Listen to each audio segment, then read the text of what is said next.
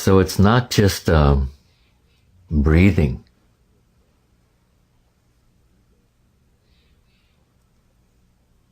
It also comes from referring back to Keizan Zenji poem. He was a few generations after Dogen Zenji, 13th century. And part of the poem reads, he's speaking about the moon and the autumn sky and how incomparably beautiful it is. And he says that most people want to have it pure white, but he says, sweep as you will, you cannot empty the mind. So this poem led me to this saying, breath sweeps mind. And as I said before, it's not just about breathing. When the breath is actually sweeping the mind,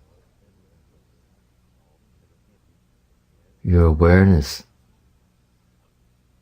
is just breathing the sound of the breath, enjoying the sound of the breath as it actually sweeps the thoughts away in your mind. And as you continue to do it, it becomes like the sound of the wind. And actually, ultimately, what it means is that there is no self there. What I mean about there's no self there is that there's no small self, small mind, meaning the identity of who this person is. It's an empty mind. And because it's an empty mind, it identifies and merges with the big mind, the big universe itself. So there we have it. Breath sweeps mind. And also I want to say something about the ear and listening, hearing. And my sense and feeling is that it is the most ancient and archaic function of all of our senses, because it's never closed. Even when we're sleeping, the ear remains open. The only thing that closes it is our mind, our thinking mind. We close it because what we hear is noise. But actually, when we accept it, when we don't close it, when we remain open, the noise transforms into sound. And here we are again. The breath sweeps the mind. It's the sound of the breath. And also here is your liberation. And also in this talks, I would suggest that the format is that I ring the bell 3 times and we sit for maybe a few minutes at least, and we end the sitting, the silent sitting, with a bell. The beginning and end of each section. And I would suggest, if it's at all possible, that when you listen, you honor this listening, you honor the self and these talks in the sense of not doing something else while you're listening. Not driving a car, not doing your nails, etc. Just listening and enjoying the sound. And one more thing about listening to these Zen talks is that it's not information or feeling or ideas that you do not know, even though they may have Buddhist terms, but it is something that you already know. It is something, Dharma is something that exists not outside yourself, but that you intrinsically, inherently have already. So this is how we listen, not to learn something, but to uncover what we already have. So this is how I would suggest we listen to these talks. So a few words about the Buddha himself. And before we talk about, well, the word Buddha, Bud, means to awaken. The root word Bud, where Buddha comes from. And also, in our tradition and history, he was the seventh Buddha. So there were also 6 Buddhas before him. So it's a symbolic gesture that this truth or this Dharma was always there before Buddha. So I think this is quite significant for the Dharma. And so even as we're speaking about this, even though maybe there was never a Buddha, there would be Buddhas after no Buddhas. In other words, what I'm saying is that this Dharma that we're talking about, or this Zen that we're talking about, is forever. It was never created and not changing. So in 1993, I had a chance to go to India, and I saw Buddha's birthplace, and I saw Varanasi, which is 5,000 years old, Benares now, along the river, the Ganges River, and I saw the conditions people lived in. You can't imagine until you go to India the poverty and the, well, right now it's the homeless, and the suffering people experience every day. No electricity, no water, food, etc. And Buddha actually, when he was born, he was raised as a prince. And his father, who was the king of the Shakya family, and even when you go to India, especially northern India now, you can see people with still the clan name Shakya. Also a little bit about his mother. His mother's name is Maya. And it may seem negative feeling because Maya means delusion. But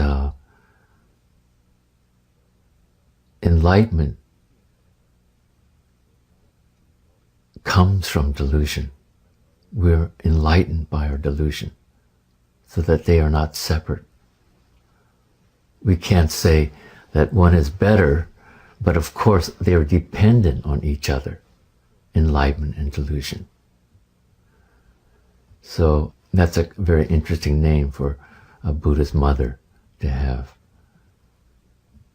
She's the mother of Buddha. Delusion is the mother of enlightenment. So he was born into a kingdom, a palace of luxury, and he had everything. And it's kind of interesting because he had everything, he realized there must have been something else. Ordinarily, because we don't have everything, we start questing. But because he had everything, it led him to this quest. And one time he was outside of the palace walls and he saw something that moved him on his quest. He saw birth, old age, sickness, and death. And those 4 things left a very deep, deep mark on his being. And so at the age of 29, he left the palace and proceeded to do all kinds of practices and visit all kinds of teacher ascetic practices and religions at that time, but nothing satisfied his question. So the question regarding birth, old age, sickness, and death was never answered as he continued his search. So he decided just to sit down for 6 years of intensive practice. In the final years, he decided just to sit in one place. And the place that he sat down is still exists to this very day. And when you go there, there's a Bodhi tree that has been also planted again. It's over maybe 1,500 years old from Ceylon. But the feeling in that environment is quite amazing. It just echoes of his energy and strength and realization.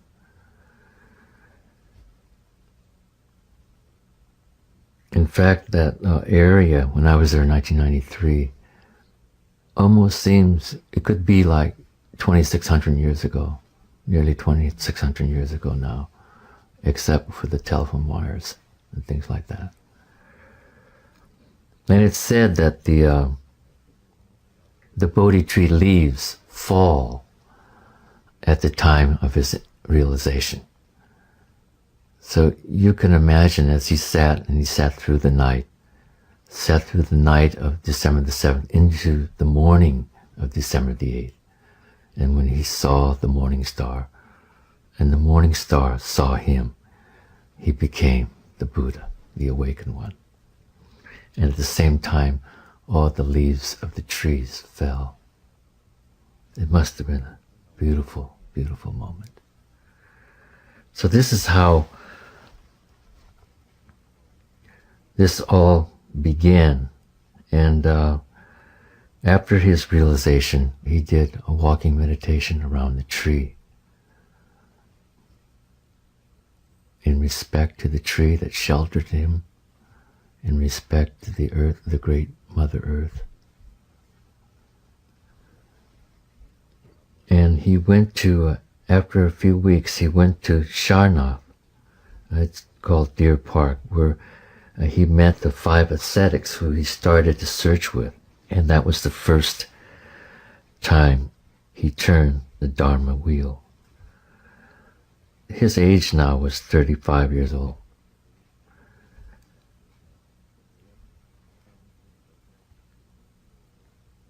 So his realization led to the Four Noble Truths. And dukkha, the origin, the second noble truth, the origin of dukkha. The third noble truth, ending of dukkha. And 4, the Eightfold Path.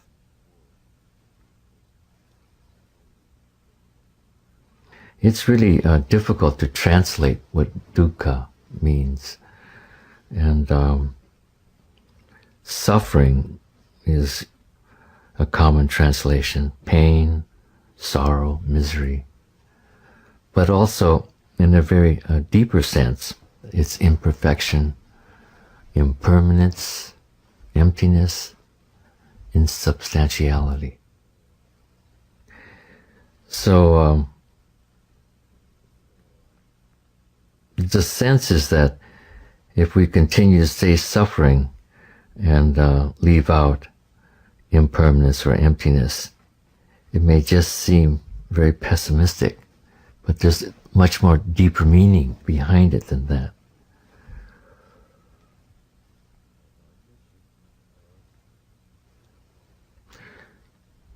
So, with the origin of suffering, and with the realization or the wisdom that it is founded on the false idea of self, which separates us from reality. And to say that there's an ending to the suffering is a great, great gift that we all possessed. And first of all, each sentient being must realize that they were suffering, and that there is emptiness and there is impermanence. And when they realize that, then a quest can begin. But if you don't realize that, then you're just remain in the sphere of ignorance, and your life just continues that way. But if you have a chance in this brief life of ours to cross the Dharma, and you realize that life is not just suffering, but joy, pain, sorrow, happiness, and impermanency, change, and insecurity. But if we can be comfortable and realize what's behind all those things, what's behind the idea of self, then there's a great liberation from that. And of course, this goes to the Eightfold Path, which is each word has the word right in front of it, but it doesn't mean right as opposed to wrong. It's just kind of an uprightness, a natural uprightness, right understanding, right thought, right speech, right action, right livelihood, right effort, right mindfulness, and right concentration, which is samadhi or meditation. So these are the Four Noble Truths in the Eightfold Path. And it gives us a background for everything that appears to us in the foreground. Last year on Sonoma Mountain, when we studied the Sando Kai, and the Sando Kai was written by Sekitoki Sen, called the Stonehead Roshi in China. And the Sando Kai means the intimacy of the absolute and the relative. And that's, the absolute is Ri, and the relative is Ji. And at the same time, Ri is one, Ji is many. Ri again is the background for everything. And Ji is the foreground, all the things that we see in front of ourselves. In fact, when I'm talking right now, this is Ji. Mostly everyone in the whole world functions from Ji, and that they're just ignorant or had never wondered, where does the origin of all this come from? Actually, I think everyone has wondered that. It's only quite natural for a human being to wonder that. I can't help but believe that human beings, all human beings, at least once in their lifetime, have walked out in the evening, at nighttime, and looked at the black, deep black sky, pitch black sky, and saw the many stars. At night, on the mountain, Sonoma Mountain here, when I'm walking home, you cannot help but think about when you see the dark sky lit by the stars, you cannot help but think about, where does this all come from? It's a natural process. You can't help but being curious, at least at that point. And then somewhere we become distracted and we lose track of that wonder or curiosity, and we get lost.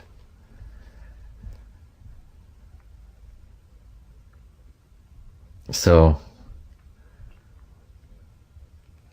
everything we see, everything that we hear, everything that we touch, smell, taste, think is all Chi. In fact, this talk is Chi, so it doesn't mean very much. Just like right now, there are stars in the sky. but we can only see as far as our eyes can reach. When we go further, we see that the background is just empty space. The Heart Sutra also deals with this. The Heart Sutra is what we could call the Buddha Dharma in a nutshell.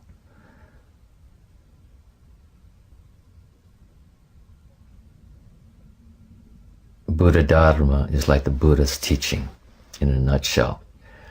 There's only about 364 characters to express the essence of the Buddha Dharma. You could say that it's a very concise version of hundreds and thousands and volumes of this, in Sanskrit, Prajnaparamita Heart Sutra. So in this sutra, Buddha's teaching, it's a discussion between Avalokiteshvara, who's the Bodhisattva of mercy and compassion, and Shariputra, who is one of the 10 leading disciples of Buddha and was well known for his scientific mind and the way he could analyze things. When Avalokiteshvara was practicing Zazen, he or she saw clearly that the 5 conditions are empty. Empty is a very important word. Empty of what? What? Who is empty? Seeing the 5 conditions means ourselves. A form, or human form, sensation or perception, volition and discrimination. This one creates karma and consciousness. These are the 5 conditions that make up a human being. Form, sensation, perception, discrimination, and consciousness. So, just in short, like in Zazen practice, each of these 5 skandhas or 5 conditions that make up us are suspended when you're meditating, and they are not interacting. And each one of them is also pure, purity in itself, except for one, and that's discrimination. That's the one that creates karma. But when they're separated, they're not interacting. So no karma is being created. If someone walks into a room, we don't know it's John, but we sense, almost like an animal, we sense there is a person. We don't know that John is wearing a blue sweater, but we sense the person walking in. We have the feeling of the person walking in. But when these are interacting, then we know, we can identify that's John and he's wearing a blue sweater. So in meditation practice, we are suspending the 5 skandhas, which make up the self. So therefore, the self is not existing, you could say, and not creating karma, at least a false idea of self. These are the 5 conditions. And this is the G part. The Re part is that he or she saw that all 5 conditions are empty. So if you were to continue with this investigation, you would find ultimately there's nothing behind the self.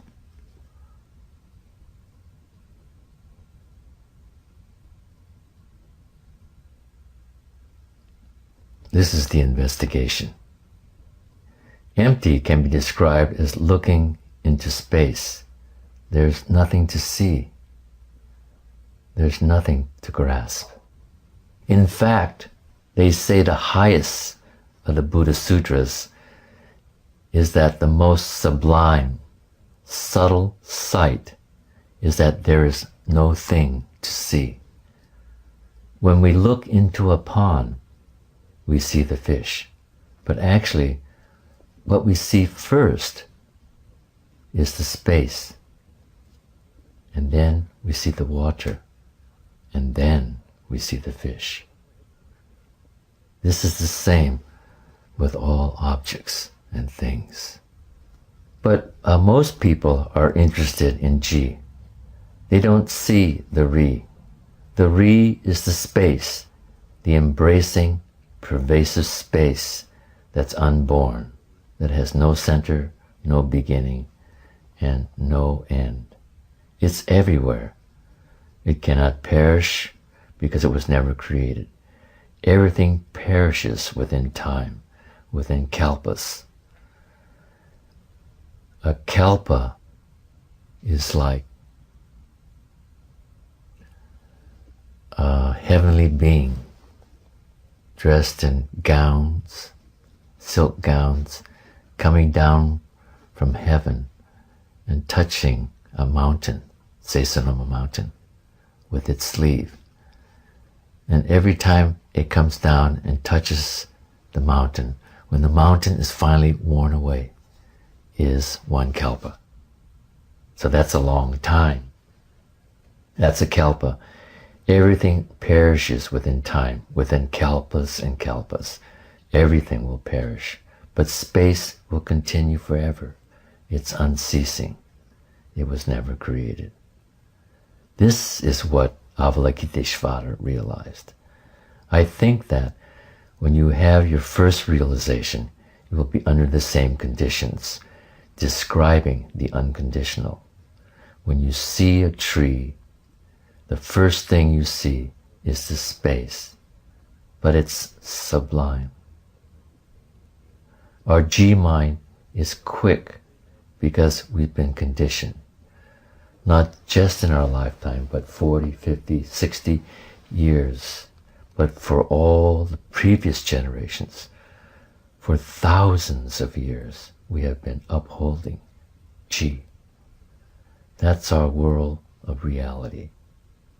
And it causes great suffering, great misgiving, and great misdeeds. Here's Ji in contrast to a baby who's trying to walk, learning to walk. And the baby is bundled with diapers, and the baby is crawling, but at the same time, the baby knows this is Ri. The baby knows. And the baby with its hands and feet stands up. But because its stability is not strong, it falls down. The baby doesn't say to itself, because I fell down 3 times, I'm not going to stand up anymore. But this is what we say. We say this to ourselves because we have the Ji mind. The baby goes on because it's just like the river longing to return to the ocean. The river longs to return to the ocean. So it continues. So there's another thing which Buddha discovered, and it's karma. And karma mainly means action. And in the Heart Sutra, we've translated as discrimination or volition. So this discrimination or volition action is subject to karma, and it comes from the idea of a false self. The self as being separate from reality, into what I said before, like the Ri and the Ji. Everything that we see and touch and think and believe in the material world is separate from reality. So the question remains, or the question goes, but I do have eyes, I do have ears, I do have nose, and there are trees, and there is the sky and the mountains. But in the Heart Sutra again, it says that there's no eyes, no ears, no tongue, no nose. So this negation is asking us to find out what is behind all of this. So the search leads to this one point. Even karma, the law of cause and effect, has to return to the great reality. Everything goes back. Everything comes forth. Everything goes back to the same place over and over and over again. And karma is the continuation of energy, a tremendous amount of energy. And another question arises is that if there's no self, who would be the person with karma, even after death? So it's the accumulation of energy and force that continues the continuity of this energy and force that continues life after life after life. So the word nirvana means extinction, means the extinction of this force. So in a sense, we have this one chance in our brief lifetime to confront this and to be free of this karma. It's not that karma is a punishment or a law or some kind of justice. It's a natural law of observation of what happens over and over and over again, until we realize that through our ignorance, go beyond our ignorance, that we see what is actually happening, how maybe our karma, personal karma, manifests in our children, how it manifests into the many thousand different things if we don't realize it. And the Four Noble Truths, the Eightfold Path, another name for it is called the Middle Way. And the middle way means not something in between, but it means something that transcends the good and the bad, all the polarities, all the dualities. So we can be free, just in between, not in the middle, but something that actually transcends, so that there is a cessation or an end to suffering.